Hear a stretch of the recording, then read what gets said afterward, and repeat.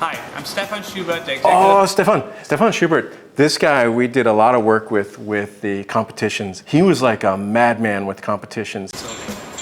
We have melted chocolate that we have a custom Lime green. Custom design mold.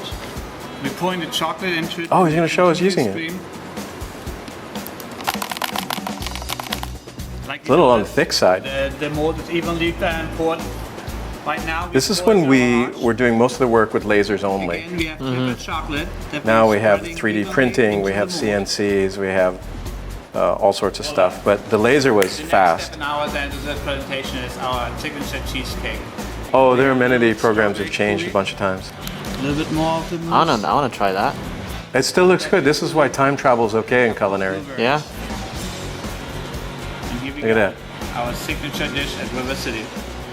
Welcome back to Shapeshifters. We are reactivating our Chicago Culinary FX channel, which is the food shaping business that I own. And as we upload videos about that, I'm going to always put in a short little video on the Shapeshifters site that talks about that video real quick. It's only meant to be a teaser to start directing some of our traffic that's interested in food shaping over to Chicago Culinary FX. Every week you'll see a little pop-up about food shaping. They're fun videos, right? Oh yeah. And then you'll get the Hand-ufacturing, the Pro Mold Maker Reacts, and whatever else we sprinkle in there. So I have to find something that's compact, easy to work with, easy to clean.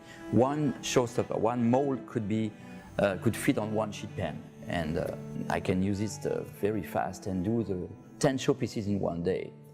You know, I love to do showpieces, but still, I say I have to find an idea to save time.